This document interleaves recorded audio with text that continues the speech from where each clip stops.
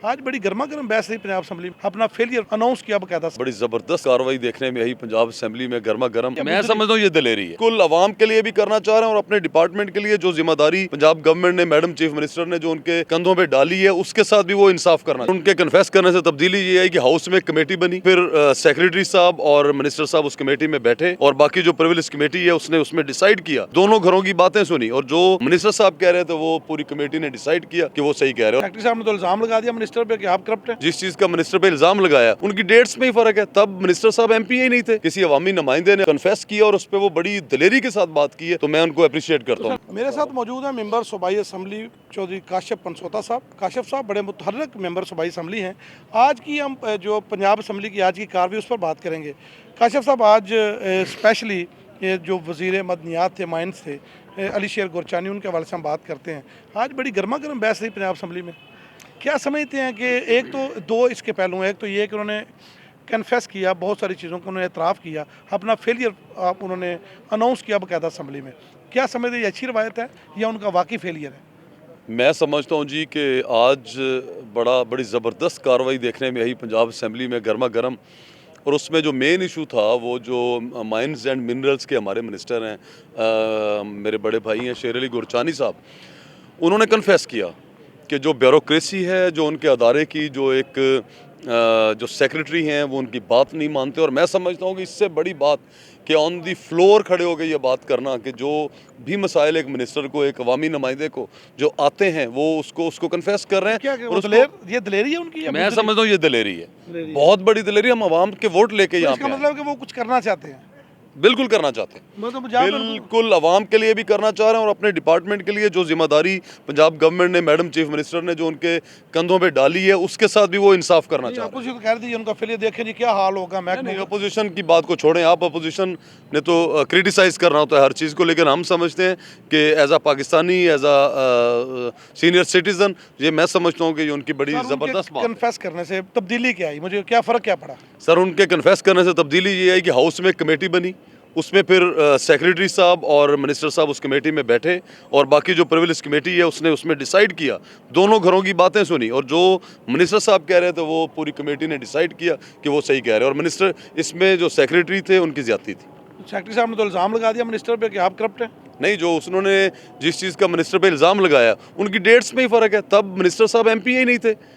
देखें, जो रिकॉर्ड को उन्होंने करके सारा आगे पीछे करके उसमें जो उन्होंने बातें की हैं, तो वो तो तब तो जो ऑनरेबल मिनिस्टर हैं वो तब वजीर थे ही नहीं। अच्छा भाई, आप खुद मेंबर सूबाई असम्बली हैं, लेकिन ये माइंस एंड मीडिया में तो वाकई करप्शन की इंतहा है। मतलब बाकी तो सारे महकमों में है, लेकिन ये कोई ज़्यादा ही नहीं है इसमें। नहीं, देखें, अब डिपार्टमेंट होता है, कुछ छोटा हो या बड़ा हो, लेकिन उसकी एक सिस्टम होता है, एक पूरा निज़ाम होता है, एक प्रोविंशियल लेवल पे सारी चीज़ें होती हैं। तो मैं नहीं समझता कि इसमें करप्शन तो होती है, करप्शन तो हर डिपार्टमेंट में होती है, लेकिन उसको अगर किसी मिनिस्टर ने, किसी हमारे भाई ने, किसी अवामी नुमाइंदे ने अगर उसको कन्फेस किया और उस पर वो बड़ी दिलेरी के साथ बात की है, तो मैं उनको अप्रिशिएट करता हूँ। क्या समझते हैं कि इससे एक नया भी मसला शुरू हो सकता है ब्यूरोक्रेसी के साथ पंजाब असम्बली को? नहीं, ऐसे होना नहीं चाहिए। अगर एक बंदे का, अगर वो अपना जो सेक्रेटरी हैं वो उन्होंने अगर इस तरह की अगर बिहेव की है, तो उस पर मेरा नहीं ख्याल कि इस पर कोई स्टैंड लेने वाली बात। यहाँ पे एक आम चीज़ है कि ये मुल्क ब्यूरोक्रेसी का है। अब ये देखें, मैं गुजारिश ये करना चाह रहा हूँ, अगर देखें ऑनरेबल जो कमेटी, प्रिविलेज कमेटी है, उसमें जब डिसाइड हुआ, उसके बाद आगे जब हाउस की कार्रवाई दोबारा शुरू हुई, तो ऑनरेबल जो सेक्रेटरी थे वो लॉबी में बैठे हुए थे। उनमें इतना हौसला भी नहीं था कि जो बात हो रही है वहाँ पे उसको सुने खुले दिल के साथ। तो वो उठ के, मतलब अभी कार्रवाई चल रही है तो उठ के बाहर आ गए, जो सारे हाउस ने देखा। मैं समझता हूँ कि वो हमारे मुल्क के, हमारे अवाम के पैसों पे उनका सारा निज़ाम, सिस्टम अदारों का चलता है, तो कम से कम जो अवामी नुमाइंदा बात करो उसको सुनना तो चाहिए कम से कम। आप कई दहाइयों से सियासत के साथ मुंसलिक हैं, कभी आपने इस तरह का माहौल देखा है सियासत में जो अभी आपको देखने को मिल रहा है? सर, मैं समझता हूँ कि मैं अप्रिशिएट करता हूँ हमारे ऑनरेबल जो स्पीकर पंजाब असम्बली हैं कि जो उन्होंने MPAs की जो ऑनर में तकरीम में, मैं समझता हूँ कि जो वो इक़दामात कर रहे हैं, ये पाकिस्तान, ये पंजाब की ये तारीख़ रकम हो रही है।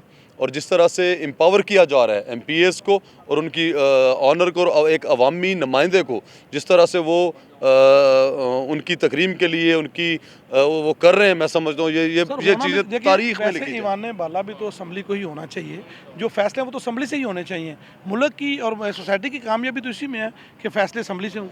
बिल्कुल सही कह रहे हैं, बिल्कुल सही कह रहे हैं। लेकिन जब असेंबली में खड़ा होकर कोई बंदा अवाम की बात करता है, मेरी बात सुने, मेरी बात, जब कोई एक बंदा खड़े होकर अवाम की बात करता है तो उसमें वो अपना एक वो जो रॉयल और जो एक मुगलों वाला और वो जो एक गर्दन में जो सरिया होता है हमारी पंजाब की ब्यूरोक्रेसी में, अगर वो चीज़ें अगर ये देखी जाए कि एक बंदा अवामी नुमाइंदा है और आके बात कर रहा है, अवाम की बात कर रहा है, तो उसको खुले दिल से सुनना चाहिए और तस्लीम करना चाहिए। ब्यूरोक्रेसी की गर्दन में सरिया भी तो आप लोगों ने दिया ना। नहीं, हम लोगों ने सियासतदानों ने कहाँ दिया, ये तो एक निज़ाम दर निज़ाम चलता आ रहा है। और इंशाल्लाह ताला जो आज का स्टेप है, लेकिन सर जो आज का स्टेप है, अगर और जो मुझे नज़र आ रहा है कि जो आज गर्मा गर्म बहस हुई है असेंबली में और उसके जो आफ्टर शॉक्स आने हैं, आफ्टर इफेक्ट्स जो आने हैं, वो पंजाब की पूरी इस सिस्टम में चेंज आएगी इंशाल्लाह ताला। आप समझते हैं कि अब अगर इन अवामी नुमाइंदा मजबूत होगा तो जो पंजाब की अवाम है वो मजबूत होगी। यस, बिल्कुल एग्रीड। ज़ाहिर है अवामी नुमाइंदा मजबूत होगा तो अवाम मजबूत होगी ना। हम यहाँ पे बैठे क्या करने आते हैं? हम अवाम की बात करते हैं, आपकी किसान सुनी की बात जाएगी, करते हैं। आपकी सुनी जाएगी तो हमारी भी सुनी जाएगी। बिल्कुल सही कह रहे हैं। बहुत शुक्रिया काशिफ पनसोता साहब ने बड़े दिल से बातें की। और वाकई पंजाब असम्बली में एक नई रवायत है कि अवामी नुमाइंदों को मजबूत करेंगे तो पाकिस्तान की अवाम मजबूत होगी, और पाकिस्तान की अवाम मजबूत होगी तो मुल्क में और हालात में बेहतरी आएगी। राना कामरान को इजाज़त दीजिए, अल्लाह हाफ़िज़।